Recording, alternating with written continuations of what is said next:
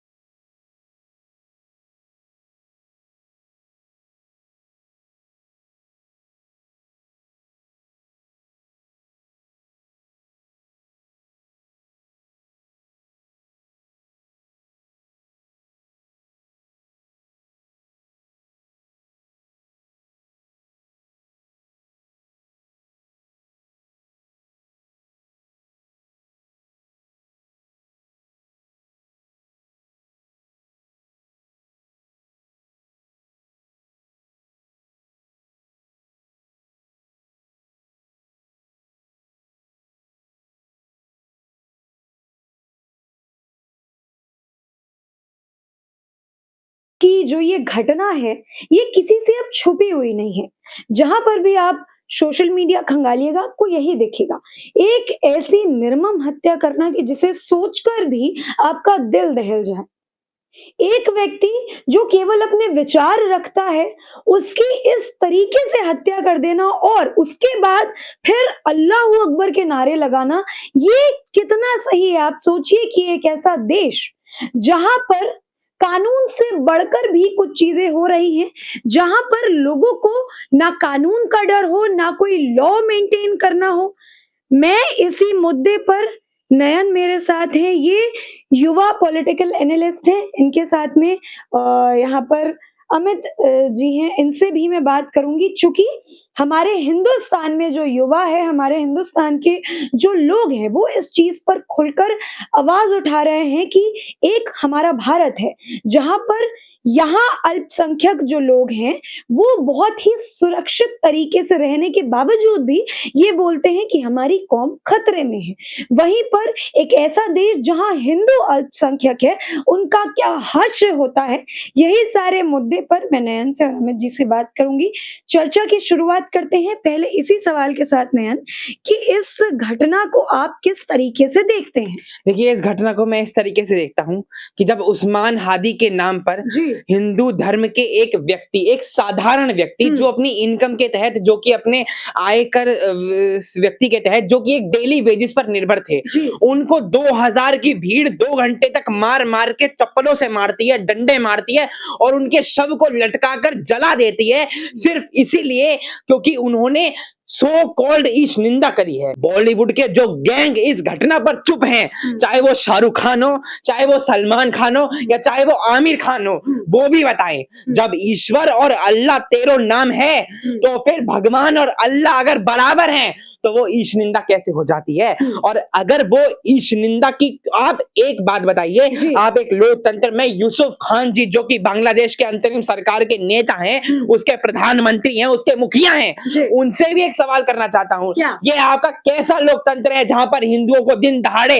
घसीट कर जानवरों की तरह मारा जाता है, उन्हें नोच दिया जाता है? मोहम्मद साहब के बारे में अगर ये इतना ही जानते हैं, तो ये मुसलमान नहीं है, वो 2000 की भीड़ कुत्तों की भीड़ थी। मैं आपको सही बताऊं तो अगर उन्होंने इस निंदा करी भी थी, तो किसने आपको यह अधिकार दिया कि आप उन्हें ऐसे मारेंगे? कैसे? और ना आपने उनकी कोई वीडियोग्राफी करी, ना आपके पास कोई सबूत था, ना आपके पास कुछ था। और बांग्लादेश के नेता बताएं, बांग्लादेश का हर सरकार का नेता बताए, वो भारत से सवाल करता है, वो भारत से जवाब मांगता है। भारत से सवाल और जवाब करने वाले वो लोग बताएं, क्या हिंदू वाकई में सेफ हैं? क्योंकि उस उस्मान हादी की मौत का ना हिंदुओं से कोई लेना देना था, ना हिंदुत्व से कोई लेना देना था, और ना भारत से कोई लेना देना था। अरे वो तो ऐसा वो उस्मान नौशान हादी, जो कि खुद ही बांग्लादेश के चुनावों में एक दिन पहले उसकी जी, हत्या हुई जी, है, जी, उससे एक दिन जी। पहले चुनाव होने वाले थे वहां हुँ। पर, चुनावों की घोषणा हुई थी, माफ कीजिए, और फरवरी में वोट डालने वाली थी बांग्लादेश की जनता।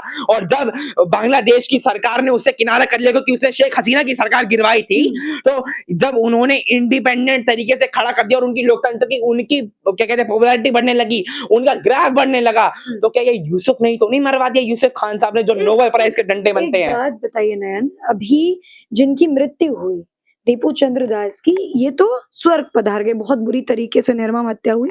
लेकिन एक घटना ये भी सामने आई कि बांग्लादेश के जो पत्रकार हैं, उनके घरों में भी घुसा जा रहा है, उनके साथ भी बदसलूकी की जा रही है, उन्हें भी निकालने की कोशिश की जा रही है। तो क्या ये सारी चीज़ केवल एक उस्मान हादी की वजह से हो रही है?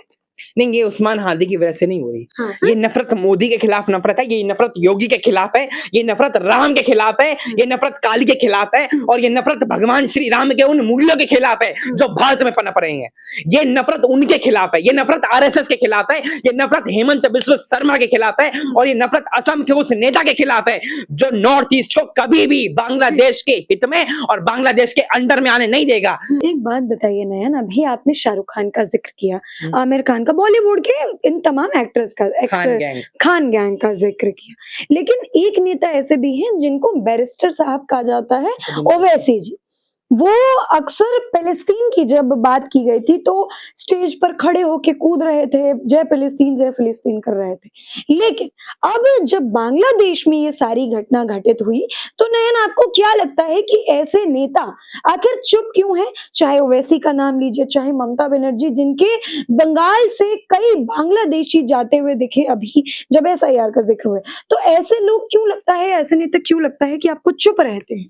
देखिए, बांग्लादेश के बारे में तो आप बात कर रही हैं, आप बंगाल को आप छोड़ दीजिए। अच्छा। बंगाल इस समय ममता के राज में ना ऐसा हो चुका है जैसे बेगानी शादी में अब्दुल्ला दीवाना। अच्छा। बंगाल में जो हो रहा है वो देश की संस्कृति से ना मायने रखता है, ना उसका भारतीय संस्कृति और भारतीय अस्मिता से कोई लेना देना है। क्योंकि ममता बनर्जी के जो निलंबित विधायक है हुमायूं मीर, हाँ। जो बाबरी मस्जिद को, ना इन्हें पता है बाबर कौन है, ना इन्हें पता है हुमायूं कौन है, ना इन्हें पता है औरंगजेब कौन है, और 5 करोड़ 40 लाख का चंदा तो ऐसे दे दिया जी, जी। जैसे भगवान श्री राम का वहां पे मंदिर बन रहा है। देखिए, ओवैसी साहब का बहुत सम्मान है।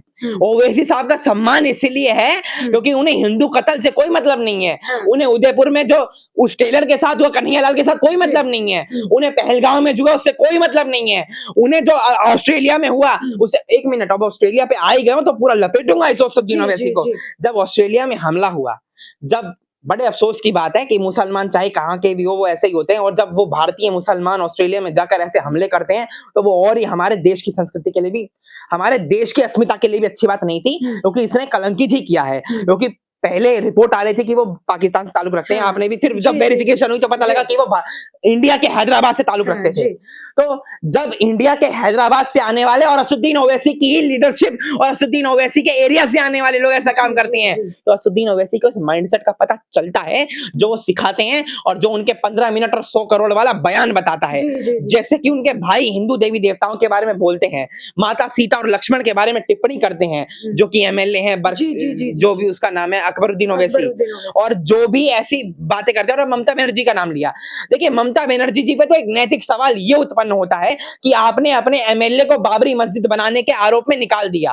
आपने बाबरी मस्जिद ना, आपको पहले, और बाबरी मस्जिद का हल्ला हो क्यों रहा है मुझे समझ नहीं आ रहा। ये ऐसा हल्ला है ना, वहां पे अभी जमीन अलॉट हुई है, ना एक ईंट लगी है, ना कुछ हुआ है, ना कोई लीगल प्रोसेस हुआ है, ना ये पता है कि मस्जिद कितने फुट की बनेगी, कैसे बनेगी, कितने गज की बनेगी, उसमें एरिया क्या है, उसमें लेंथ क्या है, उसमें ब्रेथ क्या है, कुछ भी हिस्ट्री ना आए बना ना था। ये तो वही बात हो गई कि आपने घर का हवन कर दिया और जो घर अभी तक निर्माण भी नहीं हुआ है उसका। ये वैसी वाली बातें हैं। नहीं, तो ये लोग चुप क्यों हैं? मेरा मुख्य सवाल यही था कि ममता बनर्जी, क्योंकि वहां से, बंगाल से बहुत खबर आती है कि बांग्लादेशी घुसपैठी बनकर आते हैं। एक ममता बनर्जी और दूसरे ओवैसी, क्योंकि फिलिस्तीन पर इन्होंने बहुत जय जयकार नहीं, किया। ऐसा है ना, अभी बांग्लादेश, अभी बंगाल में 2026 में विधानसभा के चुनाव जी, है। जी। वो चुप और जो सीलन है ना दोनों के मुंह पर, ओवैसी और ममता बनर्जी दीदी के मुंह पे, वो इसीलिए है क्योंकि अभी 30% जो एसआईआर का खेल है वो तो कि बांग्लादेशी वोट सारे कट रहे हैं, हाँ। लेकिन अभी भी जो इनकी सरकार बांग्लादेशी वोटों के आधार पर टिकी हुई है, हाँ। वो सिर्फ इसीलिए चुप है कि बांग्लादेश के मुसलमान और वहां के नैतिक मुसलमान वोट देंगे ऐसे मुद्दों पर। मतलब और ये बांग्लादेश से भी वोट बैंक की चिंता है। देखिए बांग्लादेश से अगर ये हमारी सरकार की तो देन है नहीं, हाँ, ना बंगाल में हमारी सरकार है। हाँ, आधार कार्ड बनाना राज्य सरकार के हाथ में होता है। जैसे दिल्ली में केजरीवाल जी ने बांग्लादेश और रोहिंग्याओं के यहाँ पे वोटर आईडी और राशन कार्ड बना दिए, वैसे वहां पर भी बने हुए हैं और उसी के आधार पर लोग वहां पे वोट देंगे और इसीलिए सब अपने मुस्लिम तुष्टिकरण के नाम पर अपना मुंह बंद है। देखिए जब किसी अखलाक की हत्या होती है तो ये लोग अपना सीना चीरते हैं, जब अखलाक के बारे में कुछ भी होता है अपना सीना चीरते हैं। दीपू चंद्र दास का तो पूरा का पूरा शरीर ही चीर दिया गया, इन लोगों के मुंह से आह तक क्यों नहीं निकली, सबसे बड़ा सवाल ये उत्पन्न होता है। अमित जी, मैं नयन से बात कर रही थी, इन्होंने सारे जवाब दिए। अच्छा, भारत को क्या कदम उठाना चाहिए अमित जी कि बांग्लादेश में अब और किसी हिंदू को जो है क्षति ना पहुंचे? मैडम भारत क्या कदम उठाएगा? भारत जब कदम उठाएगा ना, जब उसके अंदर खुद की यूनिटी होगी। वो तो है नहीं। ममता बनर्जी ब्राह्मण है, प्योर ब्राह्मण। जी, जी, जी। बनर्जी प्योर ब्राह्मण गिने जाते हैं। तो टोपी रख के वो तो बंद करवा देती हैं दशहरा वगैरह या दुर्गा पूजा, लेकिन वो उनको नहीं बोल सकती ताजिया इधर से उधर ले जाओ। यही लोग हैं जिन्हें हम जयचंद कहते हैं ना, ये वही लोग हैं।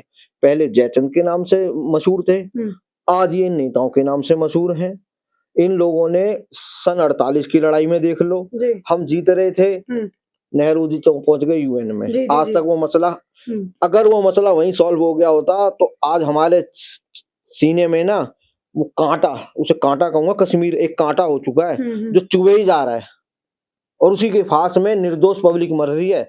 नेता कोई मरता देखा एक आध को छोड़ के? निर्दोष पब्लिक तो वो बेचारा निर्दोष ही तो था जिसको मार दिया गया बांग्लादेश में। उसका क्या कसूर था? उसने किसी के बारे बुराई करी थी? उसने यही तो बोला था कि जैसे रामायण में सिखाया गया ऐसी कुरान में सिखाया, मतलब अल्लाह और ईश्वर कभी लड़ना नहीं सिखाते। उसका कहने का तात्पर्य ये था। बताओ कौन सी इस निंदा हो गई इसमें? मुझे तो आज तक नहीं समझ में आया। अगर ये इस निंदा है तो भैया फिर तो हिंदुओं तैयार रहो, आने वाले टाइम में आप अल्लाह भी बोलोगे ना तो वो लोग कभी ना कभी उसमें भी खोट निकाल के रहेंगे। ठीक है। तो देखिए, मेरे साथ नयन और अमित जी थे, इनसे मैं बात कर रही थी बांग्लादेश में जो एक हिंदू व्यक्ति था, एक आम सा आदमी था जो 2 वक़्त की रोटी के लिए कमाने जाता था, काम करता था। उसने एक स्टेटमेंट दे दिया और उसका नतीजा ये निकला कि उसे मारने के बाद वहाँ पर जो बहुसंख्यक लोग हैं उन्होंने सेलिब्रेट किया, अल्लाह अकबर के नारे लगाए। तो ये मेरा मुद्दा था आज का, मैं इन लोगों से बात कर रही थी। आपकी क्या राय है इस मुद्दे को लेकर? आप कमेंट सेक्शन में अवश्य बताइए। बहुत-बहुत धन्यवाद।